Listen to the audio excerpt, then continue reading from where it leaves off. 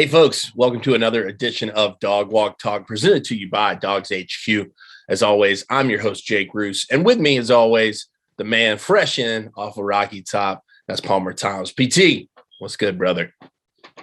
Still coming down from Rocky Top, just ready to recap this game, close the book on Georgia, Tennessee, a dominant performance from the Dogs, and one that I think Georgia fans were able to learn a lot about this team. Several players stepping up, and we're going to get into all of it. A couple of injury scares there, but for the most part, Georgia comes away, pretty clean and winners of a 41-17 game over Tennessee, finishing out their SEC slate in the regular season undefeated for the first time since 1982. Yeah, I was going to say, not only are we putting Tennessee to bed, but this puts to bed the SEC slate for the Dogs. Good way to close it out. Good challenge for them, I thought. That's what we talked about on the last podcast. I thought that was true. I thought that what we touched on in terms of what Tennessee was going to be able to do, it was apparent, I thought, on Saturday. They played Georgia about as well as anybody had. But, hey, Saturday, it was James Cook's world, and we were all just living in it, man. Just a stellar performance. For me, the career game for James Cook. I can't think of a better contest he's had. Just getting it done in all facets as well. Leading the team in rushing, 10 rushes, 104 yards, 2 touchdowns on the ground, and tacks on a touchdown receiving as well. 3 receptions for 43 yards. A great day for James Cook. You can't underrate his performance at all. And made a big difference for Georgia. But like you said, there were some other guys. Obviously, we'll get to Stetson Bennett because we have to talk quarterbacks. It wouldn't be a podcast if we didn't. But just overall, your impressions of the game. My big takeaway, and I wrote this in the 3 keys after the game, Tennessee did what I thought they were going to do in coming out and firing quick and just kind of creating that flurry of offense. And Georgia did a really good job of withstanding the storm. I think that it could have been concerning, but you saw these Dogs kind of do what they've done all season when they've had adversity or when they've had, teams score on them. They just kind of get back to what they do and they know who they are. They seem to have a very clear identity, I think. Palmer, your takeaways from what you saw in Knoxville yesterday. Yeah, I guess let's start on the defensive side of the ball because, that's how this game started. Georgia won the toss, deferred. Tennessee gets the ball and goes down the field and scores 10 plays, 77 yards, I think, something like that. And you could tell that Georgia was scrambling a little bit defensively. It looked, had Georgia not made adjustments, this game would have been a 4-quarter game, and Tennessee absolutely would have given them some trouble.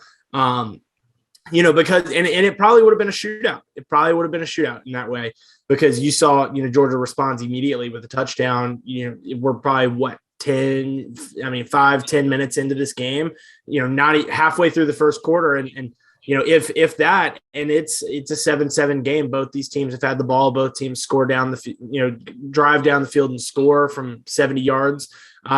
Second play of the game, Tennessee took a shot and had a wide open receiver. Hendon Hooker overthrows Velus Jones there.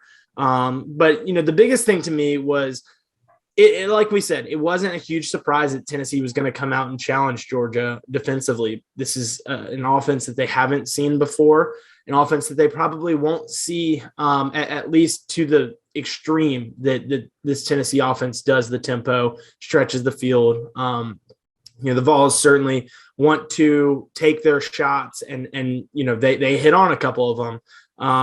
Cedric Tillman with a huge game for Tennessee, had 200 receiving yards, a touchdown. But in terms of, looking back at that, the defensive performance, I think the biggest thing was 3 drives in. Georgia has given up a touchdown, forces a 3 and out, and then a field goal. And they're down 10-7 at the end of the first quarter. First break in action that Georgia has been trailing all year. They make the change on the 4th Tennessee drive to move Chris Smith from safety to star, put Dan Jackson in the game at safety, and send Latavius Brini to the sideline. And it's no knock on Latavius. I think, he has absolutely earned the right to be on the field. He's earned the right to be a big part of this defense, but Georgia had to do different things defensively against Tennessee than they're used to. They want, this year I feel like we've seen a lot more zone coverage out of this team than the man-to-man that Kirby, prides himself on. This game, you were challenged to do a little bit more man-to-man rather than, going into a zone. In order to stick with these receivers, that's the best way to do it, because if not, they will find space in the zone. They will attack that space, and they'll be able to drive the ball like they did. So Georgia puts Smith in at star, and he played very well. I mean, he's a great tackler, as Kirby said after the game. He's a guy that they repped there throughout the week, thinking that they may need him to play there.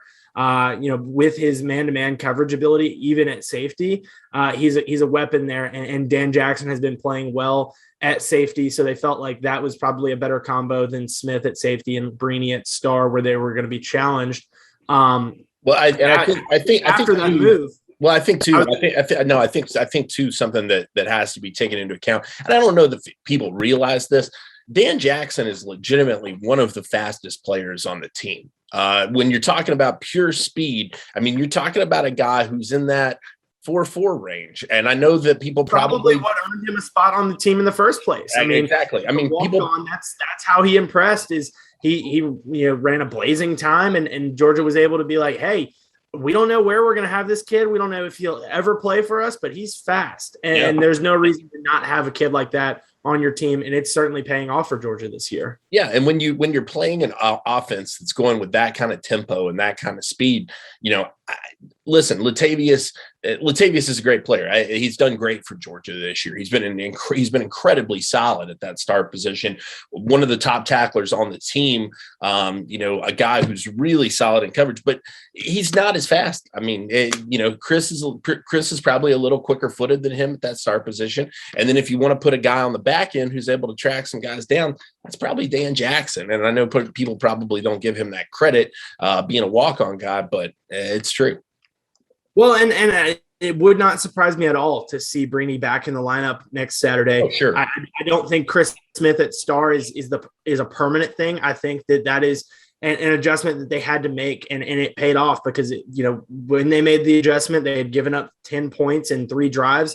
Rest of the game, they give up 7 more. And just looking at the drive summaries for Tennessee, there was the interception in there. I mean, Tennessee, like I said, ran 3 drives with a touchdown, a punt, and a field goal. After that, they run 1, 2, 3, 4, 5, 6, 7, 8, 9 more drives and come away with just 1 more score. So, the move certainly paid off for Georgia.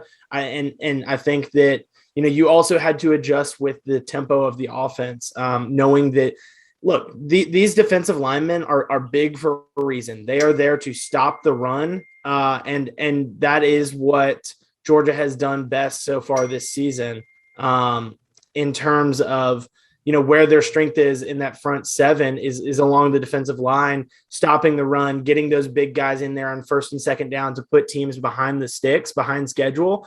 And you can't do that against Tennessee. You can't count on being able to substitute guys out for third down. You saw, Georgia get caught with too many men on the field. I believe it was twice. Jordan Davis was running off one of the times. You saw defensive linemen going down left and right. And most of the time they were returning to action a couple plays later. But these guys were winded. And I think Georgia had to realize, you can't substitute just because you want to. If the only way that you can substitute is if Tennessee is going to sub. And so, that is where that certainly paid off for Georgia to make that adjustment, to put more defensive backs on the field, to count on that being your lineup rather than trying to stop the run, and just letting the defensive line, guys that were in there, do the run stopping duties for them. Overall, I felt like it was a great game from Georgia defensively after they made that adjustment. They got the pressure on the quarterbacks, come up with 6 sacks. Channing Tindall with a huge night, once again showing that even without Adam Anderson, Georgia is going to be able to get pressure on quarterbacks. So overall, came away very impressed with the Georgia defense. Have some thoughts on the Georgia offense, but, I guess want to hear what you had to think about the defensive performance, Jake. Yeah, I mean, I thought it was, like you said, I mean, it's what they've been doing. And it's like I said, kind of going into it, they withstood the storm. They were able to, deal with it. And it's like, it felt a little bit like Auburn in the sense that, I think it would have been easy to probably get away from what you do and try to play Tennessee's game against them, rather than play what you do. And I thought that they did a good job of sticking to their assignments, taking the opportunities that they had. And, overall, like you said, I thought the depth would be a bigger issue or a bigger benefit to Georgia, but they weren't able to substitute that depth in because Tennessee was moving just so fast. But I think that this was a really good test for them. And like you said, they probably won't see anything like this to this scale moving forward. But that's not a bad thing. I mean, the fact that you saw it and you were able to deal with it. Now, if somebody goes tempo, you're able to, that you're able to keep up with that. That that's something that you've got in your pocket that, quite frankly, you weren't tested on to this point. So a good takeaway for them for sure in this one. Solid performance all around. Once again, I mean, they really are doing it. I forget who said it in the post-game show. I think it was maybe Rick Neuheisel, but was saying that, Georgia's doing this in a way that a lot of people didn't think was possible anymore in the college football game. And they're doing it week in and week out. The defense is not a fluke. I mean, we say that all the time, and they've proven themselves against about any and every offensive attack that you could imagine. And I think that that's huge for their chances moving forward. And credit to Tennessee putting up 17 points. That's the most that Georgia's allowed all season. I think both of us predicted that in terms of our score predictions, saying that Tennessee would put up more points than any other team had. Previous high was 13. It just felt like a game that Tennessee was going to be able to get in the end zone at least twice. They did that. Obviously, barely beat you in my prediction. I was a little bit. I was 6 points off. You were 8 points off. So feeling good about that one. But it was tight, man. And Tennessee. I don't think it was a surprise to anybody. I don't think it was a surprise at Georgia. I don't think it was a surprise to the national media, the local guys who cover the team. This was a good team. I mean, this is a good Tennessee team, and it's really going to be interesting to see what they can do moving forward. I think that Josh Heupel, this is going to be one of those offenses, sort of like Ole Miss, that if you're a kid, you're going to be excited to check that out and to be a part of that because you're going to get opportunities. You're going to get numbers. If you're a player in that, man, Tennessee's got a real shot. And like I said before, that's not what I thought going into this, that the Josh Heupel experiment would be. But pay credit to him, man. He's done a great job so far.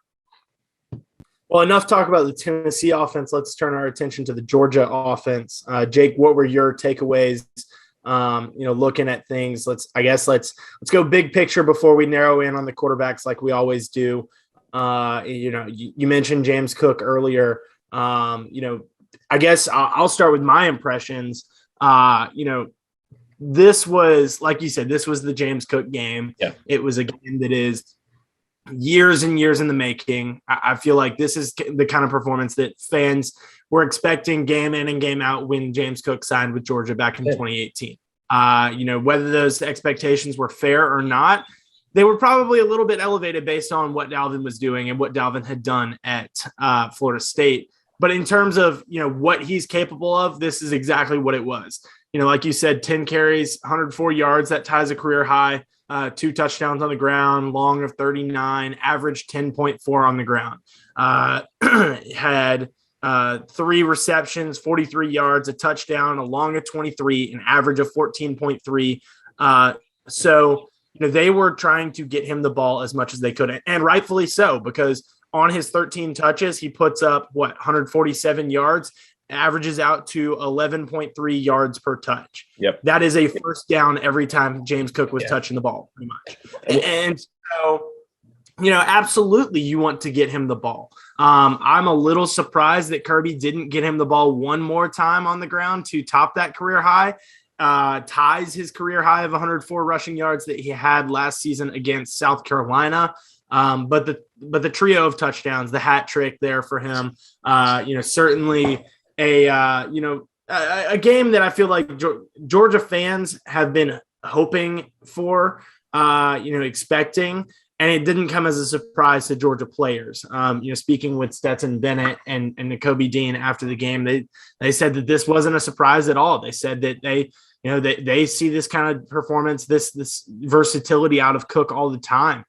Dean has defended against him for 3 years now. Stetson has been on an offense with him for a while. And so those guys have come to expect big things from James Cook and said it was about time that he had a game like this, where it felt like every time he touched the ball, he was gonna find some space and pick up some yardage. And had the potential to take it to the house. So big game for me, big game to me. James Cook had obviously the offensive MVP. I think another guy you've got to give a lot of credit to is A.D. Mitchell.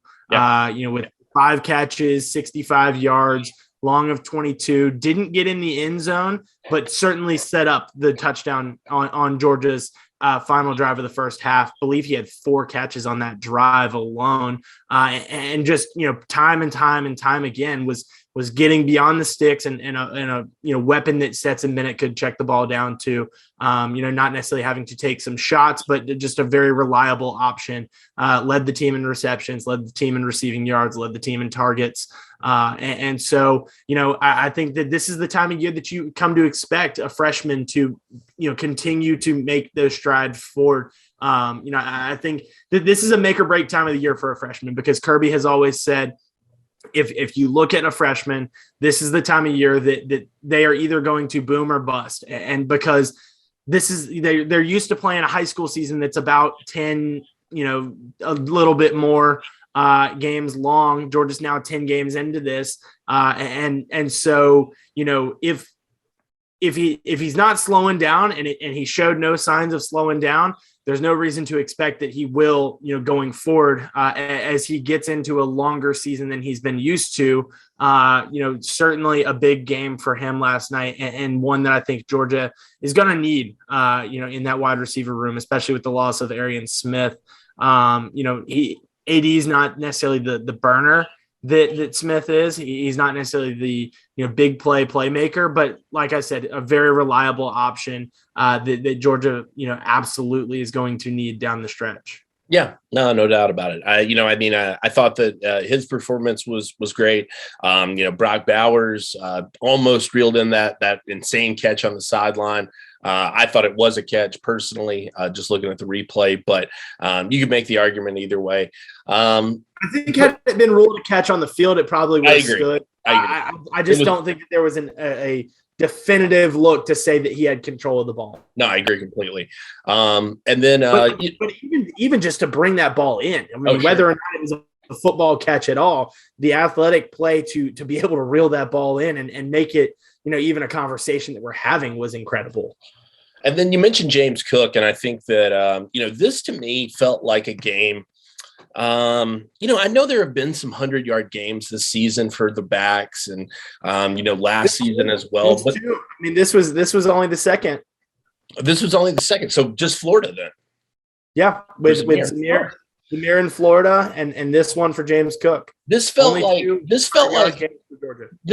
the hottest hand that a running back at Georgia has had in probably 2 seasons. Zamir had a couple games last year for sure, but in all facets, this was him getting it done all across the offense, and just, he was unstoppable. Like you said, to be averaging those kind of numbers, 11 yards a touch, that's, you can't ask for much more than that. So, like you said, the buildup had long been there. I think this is what people had been hoping for James Cook and had expected from him. One of the top running backs in his class coming out. I think that it's been, I don't know. I won't say it's been impossible to figure out how to use it, but it feels like Georgia's not really zeroed in on exactly what this kid does well. And maybe the case is that he does everything good, but nothing perfect. right? Last night, it felt like it finally all came together for him. Everything was clicking on all cylinders. So, credit to him, and credit to AD Mitchell, like you said. We're going to get into it now. I guess we'll move into the direction of Stetson. One thing I'll add on that Cook note, when you bring up the point about Georgia's maybe had some difficulties, some challenges finding a way, finding the right way to use James Cook. Yeah. The first thing that came to mind was this is the first time that he's had the same offensive coordinator has worked with Cook for multiple years. I mean, it was Jim Chaney for 1 year, then James Coley, then Todd Monken in a COVID offseason. Yeah. Now in a second year with him, it finally feels like that, first of all, great decision by James Cook to come back to school and to have the season that he's having. I absolutely think that he's helping his draft stock. But in terms of, what Georgia has been able to do with him, I feel like you're right that they've maybe figured out that he's not great at anything in particular, but he's really good at most everything. And that they have found that perfect mixture, that combination of how we want to use him offensively. And so, credit to Todd Monken, credit to James Cook, and credit to, the rest of the offense being able to get him the ball and get him in space. Yeah, he's like, he's a true scat back, right? He's like one of those guys that you see in the NFL that's just everywhere. Ty Montgomery was like that. Taylor Gabriel reminded me of that. Those are smaller guys. I mean, James is not that small of a guy, but, it's just that ability to kind of move him anywhere across the offense and dial up packages for him. I was watching, it's interesting that we're talking about this now because I was watching the Falcons earlier, and they were talking about Cordero Patterson and the fact that, you're seeing a resurgence in his career 7-8 years in, but he's also getting about 9 more touches a game than he was getting previously. And it's, that usage and figuring out, how to play into a guy's skill set, it matters. It's huge. I mean, and I think with a versatile guy like James, you've got to find all the right elements, and when they all come together, you can get a performance like you did yesterday. And I don't think that he's that guy week in and week out. I don't think that he's going to be somebody. I mean, he's not going to put up 103 touchdowns every week. Nobody's going to do that. But at the same time, I do think that he's a guy that you can turn to with some specific packages and some specific plays that play really well into what he does. But speaking of doing things well and into what they do, Stetson Bennett once again comes out, and I mean, he played efficiently, right? 60% on the day, 213 yards, a touchdown, 17 of 29. Doesn't turn the ball over, is careful with that. In many ways, I felt like perhaps one of the more game managery games that he'd had in a while. Wasn't taking as many shots. You saw the one long touchdown that was a great shot. I mean, to James that was a ball that only he could get, and well thrown by Stetson. The fan base still, clearly there are some out there who are not pleased with this. I got a lot of comments on Twitter about this yesterday. I'll tell you this, and I've said this before, and I think that it became apparent yesterday. And if you can't see it now, then I don't think that, then you're just kidding yourself. Georgia's offensive line, I think, may be the hidden secret of this team. I think it may be the hidden weakness that they have. And it's something that has been covered up for a lot, I think, because they haven't played a great pass rush to this point. And simultaneously, I think Stetson's really helped bail them out and make them look a lot better than they are with his legs and his ability to create. So you don't notice some of the stuff.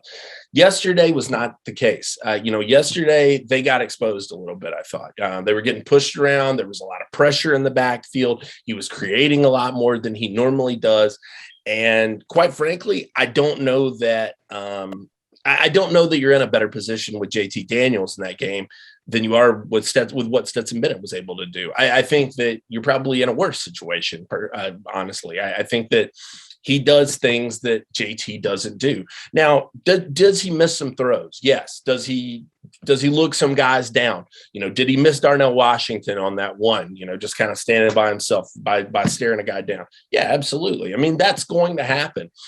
But it's the good with the bad. It's a trade-off, I think, with Stetson. You're going to get some things. There are some things in his, bag of tricks that JT doesn't have. And that works in both. That works in both ways. I mean, JT does things he can't do as well. But, I think that if you're looking for a weak spot on this team, I think it's this offensive line right now. I think they've got to get that figured out. Jamari Sawyer, hurry that man back is all I got to say, because he's been a difference maker when he's been in there, and it's just frankly not the same without him. But I thought Stetson played fine. I thought he played well. I think that he is who he is, and I think that's good enough. Is it perfect? No, but I don't think JT would be either. And it's like I tell people all the time: if you don't trust Kirby to make the decision on who to start at quarterback, you got much bigger problems than one game. Yeah, that's an institutional problem if you think that he's playing favorites there. Your thoughts? Yeah, no, I absolutely agree with that. I like you said, I think that Stetson's legs were needed yesterday because, he had to carry the ball 8 times, carried it for 40 yards. I think, first of all, Kirby said this after the game in terms of the decision-making, on whether they want to rotate quarterbacks like they did earlier this year, or if it's too late in the season to do that, and what goes in. He has said time and time again that the legs are the ability to keep the ball is a decision, is a deciding factor. A lot of Georgia's run game is going to have a read tied to it. And there is no point to running that play if you don't have the capability of keeping it. And I just don't, I know that JT can keep it. It's not his MO. And it's not Stetson's either, but it's in Stetson's skill set more than it is JT's. Stetson has those legs, his ability, whether it is a designed run or a scramble to get away from pressure, that is in his bag of tricks. And like you said, I think that Stetson has made this offensive line look a lot better than they actually are. Whether that's him scrambling to extend plays and throwing the ball away, whether that's him, barely getting the ball away and trying to throw it at the feet of a, running back, just to avoid an intentional grounding. Georgia has only allowed through 10 games, Georgia has allowed 7 sacks. That's second in the country behind Army, who we all know doesn't throw the ball that much. Right. So it is Georgia. It is Army with 4, and they've only played 9 games. Georgia with 7, and Northern Illinois with 7. Pretty good numbers. I mean, and if you just look at the numbers, Georgia has one of the best offensive lines in the country. But if you watch the tape, I think it's pretty evident, like you said, the interior of this offensive line has struggled. Warren Erickson had to be replaced by Xavier Truss yesterday. I think that, and Kirby mentioned that Warren has been battling the flu. It's certainly going around in Athens. We've got, Georgia had several guys lined up yesterday that were battling flu-like symptoms. A couple guys had to make a trip separate from the team. And so, I think that is, certainly a factor in why Warren wasn't playing as Warren Erickson wasn't playing as well as he might normally. But I also think that of the 5 offensive linemen, he's probably the weakest of the 5. He's probably the weak point of them. And so he's playing out of position. I mean, I think if you've got him at your center, that's a good fit for him. But in a necessity role where you have to get your best 5 on, he's, you want him out there because he's tough. And there's a reason that he wasn't in that 5 to start the season. Exactly. That Tate Ratledge was, and that, once he goes down, that Erickson is an experienced guy and he steps in because he knows this offense and he knows how to play guard. He knows the responsibilities of the guard because, he naturally is doing that job right next to the guard, hand in hand with them.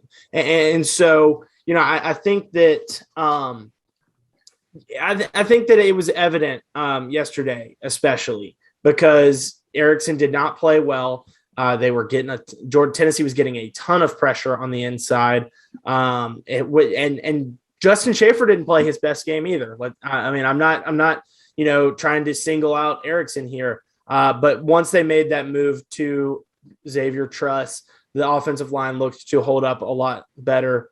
Still not perfect, still struggled at times. Stetson was still running for his life at times. And again, going back to the quarterback talk, that's why he's in there. That is why he's in there, because JT is not capable of running for his life like Stetson was doing.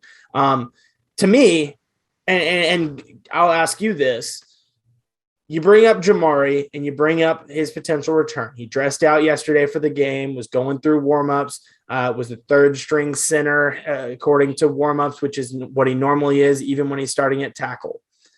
Is this the time to put him in at guard and leave Broderick Jones at left tackle, given that Jones will have 2 starts under his belt, plus a half of a game against Auburn? Is this the time? I mean, he'll have 2.5 games under his belt. Yeah, if he's ready, it should have happened earlier in the year. I felt like it probably should have happened when Jamari was coming back from his ankle injury from Auburn. But Kirby said then that Jamari wasn't playing as well at guard as he was at tackle, and so they wanted to keep him, as a part of the best 5 offensive linemen. Where is this guy playing the best? He's playing the best at tackle. It makes sense, but with Georgia's weakness, on the offensive line being at guard, is this the time to, now that he's coming back from that injury, you've got some games, here that Georgia doesn't need to have the best offensive line play to win against Charleston Southern or Georgia Tech. Is that the time to do it? Is now the time to put Jamari at right guard or left guard and have him and Justin Schaefer play guard with Broderick Jones out at left tackle? Yeah, why not? I mean, I think that makes the most sense to me. I mean, based on what you saw yesterday, if you're looking forward to that SEC championship game and it's going to be Alabama, you got to be concerned about Alabama's pass rush. I mean, their front 7 is loaded with guys. I mean, they've got dudes up there. So you've got to get this situation figured out, because if Tennessee's able to get that kind of penetration on you, Alabama's going to be able to do it 3 times as much. That's a situation where, let's keep Broderick where he is, move Jamari in, and see how that affects the line. Jamari can go back to left tackle. That's something that he's plenty capable of. He's done for a couple years now. So, how does it affect the line? Does it change the chemistry at all? Does it, solidify anything to have him playing at that guard position? I think that makes a lot of sense. I don't know that we'll see it. I hope that we do. I think that it would be interesting. And like I said, it's something that I think Georgia has to get figured out ahead of that SEC championship game. And if you're talking about getting the best 5 out there, that probably depends on, it really probably depends on if they think that Broderick Jones is the answer at left tackle. I mean, it comes down to, do you think that Broderick Jones is a better left tackle than Xavier Truss is at right guard? Yeah, sure. Or Warren Erickson. Sure. But, I think based on the performance that we saw yesterday, I think that there's a chance that they roll with Truss, in that spot at right guard, going forward. I think that Eric's, I don't know. I think that that's certainly something to watch. Yeah. But I think, with some experience under his belt at left tackle, in meaningful snaps, that is, he obviously got snaps against UAB and South Carolina and Vanderbilt and, but he has now played SEC snaps, meaningful snaps with the first team offense against the first team defense when the game is still on the line in 2 games now. At Auburn, 3 games now. At Auburn, home against Missouri, and at Tennessee. Yeah. I mean, like I said, it makes sense to me. I think that you say you want to get the best 5 on the field, find out, put put him in there, figure it out. To me, it's clear Jamari Sawyer is your number one. He's your best offensive lineman. You have to get him into the lineup somewhere. It doesn't matter where. But it depends on how you feel about Broderick Jones at left tackle and if you think he's ready to shoulder the load. And I'll tell you this, I don't know that. I mean, I don't think that it would spell ill for next year necessarily, but it probably wouldn't be a great boost to his confidence if he were to get, booted out of that spot again. I don't know. I hope that's what they do. I hope that's what they do because I think it makes a lot of sense. And like I said, if you're concerned about anything, be concerned about Alabama's pass rush because that's probably the next big challenge Georgia's got coming down the track. Wrapping things up on the game and turning real quickly over to recruiting. We talked about this one several times last week. No surprise to anybody who's been following along over at DawgsHQ. Julian Humphrey, 4-star cornerback out of Clear Lake, Texas in the Houston area, goes ahead and makes it official, becomes a Dawgs with his commitment last Friday. I said the other day, big pickup. Georgia's known what they have to do in this class. Defensive back had to be a focus. You're going to lose some experience back there. Credit to Jamal Adai. Will Muschamp was a heavy influence in this one. Kirby Smart obviously took a lead in this one. And boy, howdy, they're just beating up on poor Florida just every way they can. I mean, they flipped Raymond Cottrell the day before. So, that was I don't even think we got to touch on that in the last podcast, but it's a situation where, Georgia remains hot on the trail. Julian going to be interesting, I think, to see at the next level. I think he's a guy who really stands out to me as an immediate special teams contributor. And then you see where he goes from there because I think he's a long stride guy. He's a solid tackler, likes to hit. You don't always see that from your corners. I think he's a guy who's going to be able to get in and make himself carve himself a path out there for sure. And then, we'll see how all this defensive back noise shakes out because it's going to be a hell of a class if everything continues to fall into place. I mean, right now you're looking at Jaheim Singletary and Kamari Wilson and basically just keeping your fingers crossed on both of those guys and waiting them out. So still feel good about where Georgia stands for both of them. And, I think, like I said, another big pickup. And then in 2023, like I said, Raymond Cottrell, 4-star wide receiver, flipped straight over from Florida, a guy who Georgia had been on for a long time. I think that, you're talking about a kid who's, I think he's top 100 for us in the nation. He's really close if he's not. But he's 6'3", 6'4", 215. Well, in the consensus, number 83 overall in the consensus. So a consensus top 100 player in the nation in the 2023 class. And man, if you didn't read what he had to say, get over to DawgsHQ and check it out because he flat out talks shit on Florida. I mean, there's no other way to put it. And if anybody has any issues with his responses and you think that I led him into that, I'll play you the audio for you. I don't care because I'm asking the kid normal questions and he just comes out of nowhere and starts throwing haymakers. And I was like, I couldn't believe it. I was shocked, but big pickup for 2023. That class really taking shape in a big way as well. In addition to 2022, I mean, these things are happening simultaneously and things are going well. So big news on the Georgia recruiting front in that regard. Like I said, now you just wait on Singletary and Wilson when it comes to the defensive backfield, and neither guy has given much of an indication, although, and we've been hearing this for a while, soon. So stay tuned on those guys as well.